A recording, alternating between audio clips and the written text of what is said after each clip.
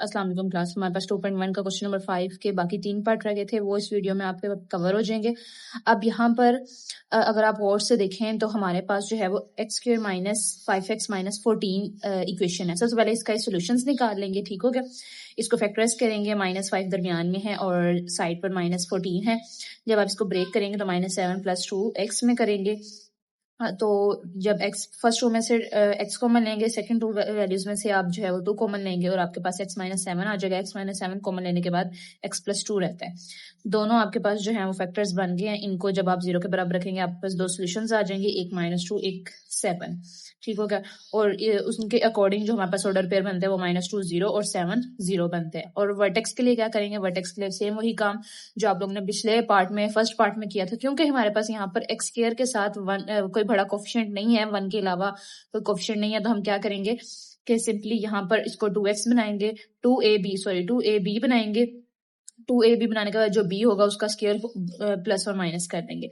सो ये हमारे पास first term का स्क्वायर -2 आप मल्टीप्लाई भी करवाएंगे, डिवाइड भी करवाएंगे। जो मल्टीप्लाई करवाएंगे वो फॉर्मूले वाले 2 के तौर पर काम करेगा। x हमारे लिए फर्स्ट टर्म के तौर पर काम कर रहा है और सेकंड टर्म जो है वो हमारे पास 5 और डिवीजन वाले 2 के साथ जो हमने मल्टीप्लाई और डिवाइड किया था, डिवीजन वाला 2 जो है वो हमारे पास सेकंड टर्म में आ जाएगा। 5/2 आपके पास सेकंड टर्म है, इसका होल स्क्वायर आपने प्लस भी करवाना है और माइनस भी करवाना है, ठीक हो गया। तो जब इसे आप क्लोज करेंगे, अब यहाँ पर आप लोगों ने क्या किया है कि 5/2 का स्क्वायर ऐड भी करवाया और सब्ट्रैक्ट भी करवाया, ठीक हो गया।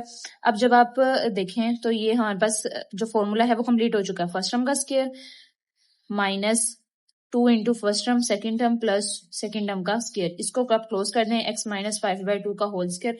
और बाकी ये जो आपके पास वैल्यू बच गई है, 5 का स्क्वायर 25 आ जाएगा, 2 का स्क्वायर 4 आ जाएगा और -14। अब -25/4 और -14 का आपने एलसीएम ले लेना। 4 को 14 से मल्टीप्लाई करेंगे -56 आएगा। ये -25 और -56 है, आप माइनस माइनस प्लस होकर आपके पास आंसर आ जाएगा 80 -81/4, ठीक हो गया। अब इसे कंपेयर करेंगे, वो जो वर्टेक्स वाली इक्वेशन है उसके साथ जब आप कंपेयर करेंगे तो आपको यहाँ से पता लग जाएगा ये वैल्यू आपके पास h की है और ये वैल्यू आपके पास k की है। यानी कि ये आपके पास जो है वो वर्टेक्स पॉइंट आ गए हैं 5/2 h की वैल्यू और -81/4 जो है वो आपके पास सेम वही वैल्यू है जो लास्ट वाले क्वेश्चन में हमारे पास y की वैल्यू आई थी। अब इसको हमें ड्रॉ कैसे करना है, पहले आप ये छोटा सा एक टेबल बना रहे हैं जिसमें x की वैल्यू -2 पे और y की वैल्यू 0 है, फिर x की वैल्यू 7 है और y की वैल्यू 0 है और x की वैल्यू 2.5 है और y की वैल्यू 20.25 है माइनस की, ठीक हो गया। अब आप लोगों ने क्या करना है, जब इसको ड्रॉ करना है तो इस तरीके से है। अब हमें देखें x की वैल्यू -2, सो ये हमारे पास x एक्सिस है और इसकी वैल्यू ये -2 आ गया, -2 और ये वाले पॉइंट में मैंने जो है वो मार्क कर लिया है। उसके बाद 7 और फिर 0, x की वैल्यू 7 और y की वैल्यू 0। सो x एक्सिस के ऊपर ही x की वैल्यू 7 है और इसी पॉइंट के ऊपर y की वैल्यू क्या होगी, 0 होगी। तो ये 2 पॉइंट्स हमारे पास आ गए, ये सोल्यूशन पॉइंट्स हो जाएंगे। और इसी तरीके से इधर आप लिख भी लीजिएगा साइड पे, सोल्यूशन सेट है हमारे पास -2 और 7, ठीक होगा। और इसके अलावा जो ये वाला हमारे पास पॉइंट आया है, ये हमारे पास है पॉइंट, ये वो कहता है कि y की वैल्यू जो है थी वर्टेक्स वाले पॉइंट में आपकी जो y x की वैल्यू थी वो 2.5 थी, ये 2 और 3 के दरमियान 2.5 ये वाला पॉइंट आ गया और y की वैल्यू थी -20.25 और माइनस ये y एक्सिस है और इसके जो है वो 20 से आगे थोड़ा सा 20.25 जो है वो ये वाला पॉइंट बनता है तकरीबन। तो जब आप इस पॉइंट को भी एक्सटेंड करेंगे, इस पॉइंट को भी एक्सटेंड करेंगे, जहां पर ये मिलेंगे तो वो पॉइंट आपके पास बन जाएगा 2.5 और -20.25, ठीक हो गया। तो इस पॉइंट को भी आपने जो है वो मार्क कर लेना, फिर इन पॉइंट्स को जो है वो पैराबोला की शक्ल में आपस में जो है वो मैच कर देना, तो आपके पास ये एक ग्राफ बन जाएगा पार्ट 2 की इक्वेशन का, ठीक हो गया। तो यहाँ पर जरूरी बात यह है कि आप लोगों ने ये ग्राफ बना लेना है। यहाँ तक जो है वो आपका सेकेंड पार्ट जो है वो कंप्लीट होता है। नेक्स्ट थर्ड पार्ट है। अब यहाँ पे डिफरेंस क्या है, यहाँ पे एक्स स्क्वायर के साथ एक 1 से बड़ा कोफिशिएंट यानी कि 2 आ गया, ठीक है।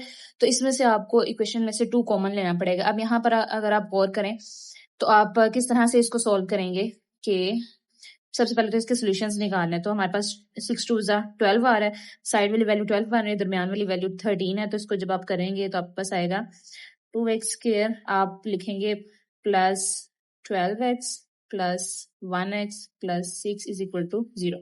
12 को 1 से मल्टीप्लाई करेंगे 12 आएगा, 12 को 1 में प्लस करेंगे 13 आ जाएगा। सो फर्स्ट टू वैल्यू में से 2x कॉमन आएगा तो यहाँ पर आ जाएगा x प्लस 12 को 2 पे डिवाइड करें 6 और x कॉमन में चला गया, प्लस यहाँ पर हमें कुछ भी कॉमन लेने की जरूरत नहीं, सिर्फ 1 कॉमन लेंगे तो x प्लस 6 आ जाएगा। अब इन दोनों टर्म्स में से x प्लस 6 कॉमन आ गया, बाकी जो टर्म्स रह रही है वो 2x plus 1 is equal to 0। दोनों को 0 के बराबर रखेंगे और हमारे पास जो फर्स्ट फैक्टर में से वैल्यू आ रही है वो -6 आ रही है और सेकंड फैक्टर में 2x plus 1 is equal to 0 है, 2x इज इक्वल टू -1 और x इज इक्वल टू -1/2 की वैल्यू जो है वो हमारे पास आ रही है। अब सोल्यूशंस जो सोल्यूशन सेट यहाँ कह लें कि हमारे पास जो ऑर्डर पेयर बनते हैं वो कौन कौन से हैं।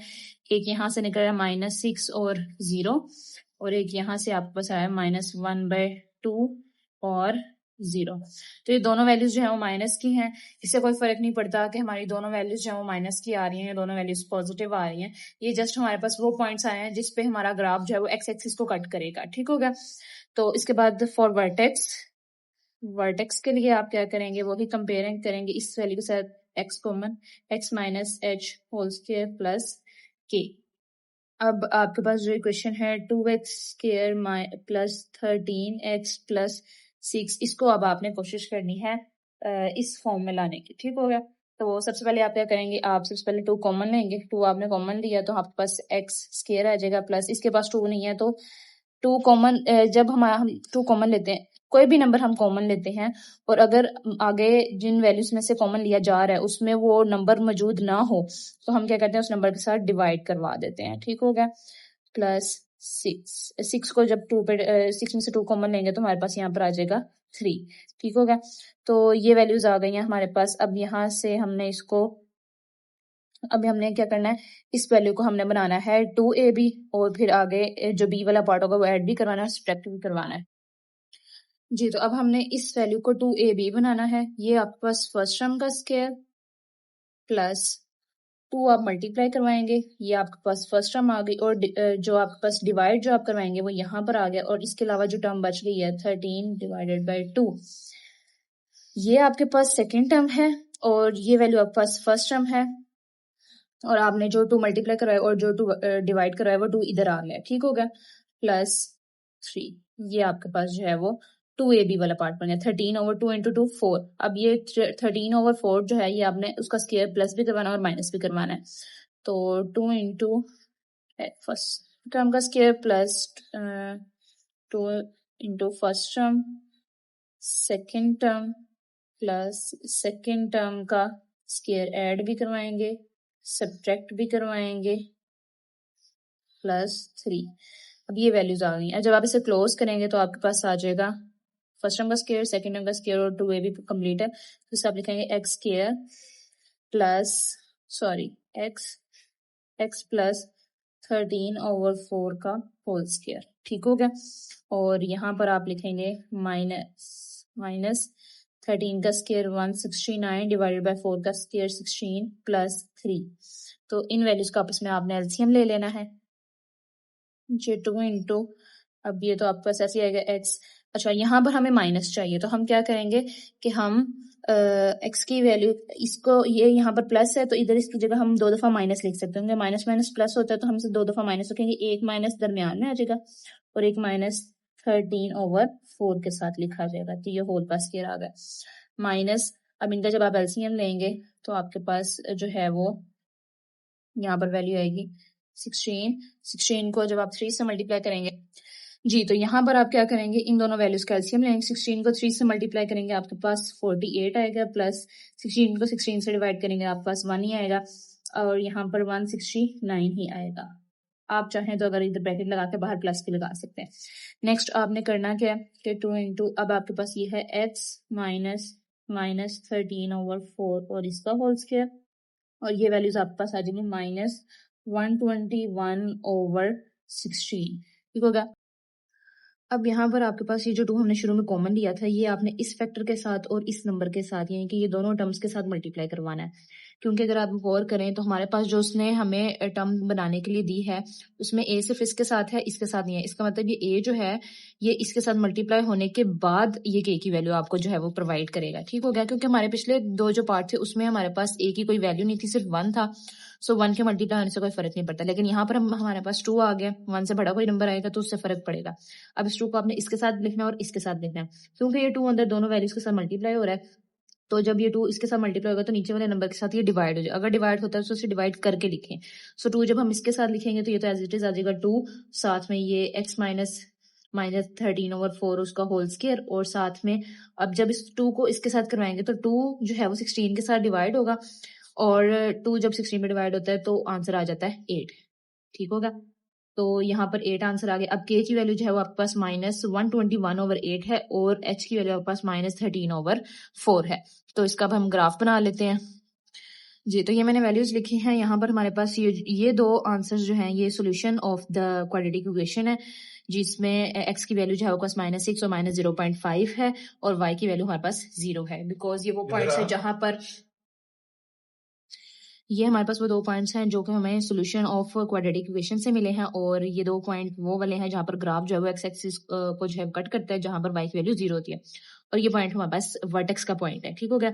अब इसको आपने ड्रॉ कर लेना, -6 x की एक्स एक्सिस के ऊपर ड्रॉ करना है। सो ये हमारे पास एक्स एक्सिस है, यहाँ -6 पे मैंने पॉइंट लगा लिया। उसके बाद -0.5 यानी कि 0 से आगे माइनस वाली साइड पे, नेगेटिव वाली साइड पे 0 और 1 के दरमियान 0.5 यहाँ पर एक निशानी है। ये 2 पॉइंट वो वाले पॉइंट है जहां पर ग्राफ ने एक्स एक्सिस को कट करना है। ठीक हो गया?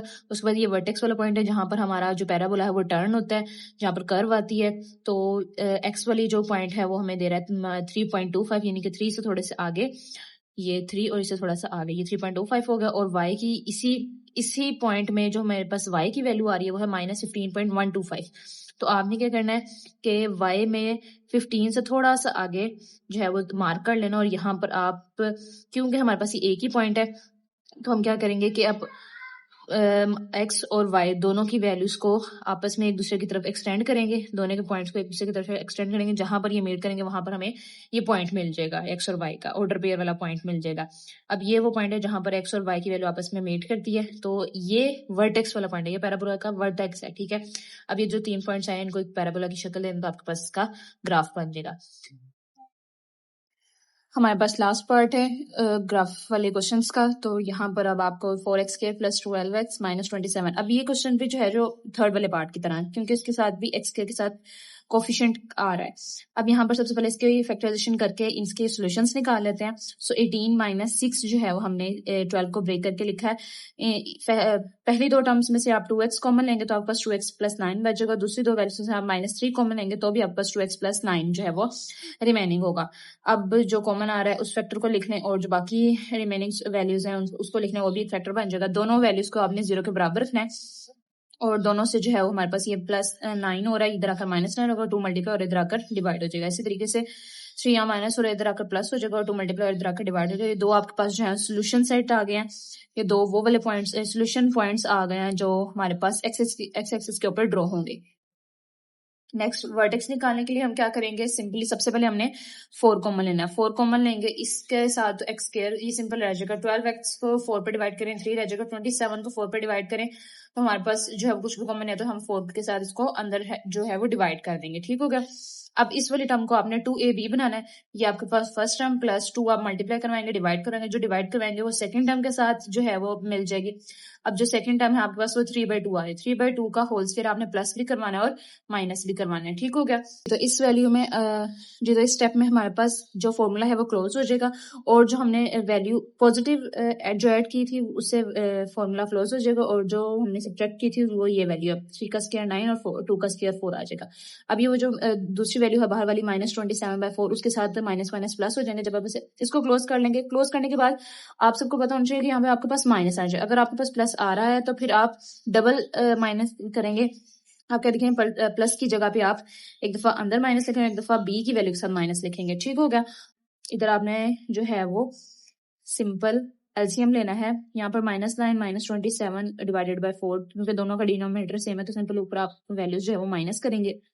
माइनस माइनस प्लस करेंगे, और पास माइनस आए, -27 मिलकर -36 हो जाएगा डिवाइडेड बाय 4। जी, तो यहाँ पर अब हमने क्या करना है, ये हमारे पास एलसीएम लेने के बाद जो आंसर है वो 36/4 आया है। एक ये है कि आपसे कटिंग करके 9 आंसर भी लिख सकते हैं, लेकिन वही वाली बात कि यहाँ पर 4 जो है वो इस वैल्यू से और इस वैल्यू से मल्टीप्लाई होना है, तो जब आप 4 इसके साथ मल्टीप्लाई करके लिखेंगे वो तो एज इट इज लिखा जाएगा साथ ही, लेकिन 4 जब इसके साथ मल्टीप्लाई करेंगे तो ये वाला 4 इस वाले 4 के साथ कैंसिल हो जाएगा, तो दोबारा आंसर जो है वो आपका -36 आ जाएगा। तो यहाँ अगर आप इधर कटिंग भी करते हो 9 लिख भी देते हो तो 9 4 के साथ मल्टीप्लाई करके दोबारा 36 ही आपको देगा। सो यहाँ पर आप 4 के साथ कटिंग करेंगे तो आपका 36 रह जाएगा। तो हमारे पास एच और के की वैल्यू जो आई है वो -3/2 और -36 आई है। इसे आप पॉइंट में कन्वर्ट कर लें, -1.5 बनती है, और ये 2 पॉइंट हमारे पास क्वाड्रेटिक इक्वेशन के सॉल्यूशंस हैं। ठीक हो गया, इनको अब आप ड्रॉ करें। पहला पॉइंट है -4.5 एक्स एक्सिस के ऊपर, तो ये एक्स एक्सिस है -4.5 यानी कि 4 और 5 के दरमियान, तो ये पॉइंट आ गया। उसके बाद 1.5 यानी कि 1 और 2 के दरमियान, तो 1 और 2 के दरमियान ये वाला पॉइंट है, इसे 1.5 कहेंगे, और एक्स एक्सिस के ऊपर y की वैल्यू 0 होती है, तो यही जो है वो पॉइंट इनके ऊपर मार्क होंगे। अब यहाँ पर हमारे पास जो वर्टेक्स वाला पॉइंट है वो है -1.5 एक्स एक्सिस के ऊपर, ये एक्स एक्सिस है 1 और 2 के दरमियान -1.5, ये आपके पास आ जाएगा -1.5, और y एक्सिस के ऊपर आपने 36, तो यहाँ पर हम लिखेंगे ये 10 का डिफरेंस हमने दिया 10 20 30 और 30 से आगे ये दरमियान से थोड़ा सा आगे 36। अब इधर से लेके आपने यहाँ तक मार्क करना है, इधर से लेके यहाँ तक मार्क करना है, एक्सटेंड करना है, जहां पर ये मीट करेंगे वहां पर ये वर्टेक्स वाला पॉइंट जो है वो आपको मिल जाएगा। तो हमारे पास 3 पॉइंट्स आ गए हैं, एक ये वाला, एक ये वाला और एक ये वाला। इन तीनों को आपने पैराबोला की शेप में जो है वो ड्रॉ कर लेना है, तो आपके पास एक पैराबोला बन जाएगा। अब यहाँ पर आपके पास जो क्वाड्रेटिक इक्वेशन के ग्राफ होते हैं उनके चारों सवाल जो है वो कंप्लीट हो गए हैं। नेक्स्ट एक्सरसाइज के लिए नेक्स्ट वीडियो जो है वो बन जाएगी इंशाल्लाह। तब तक के लिए अल्लाह हाफिज।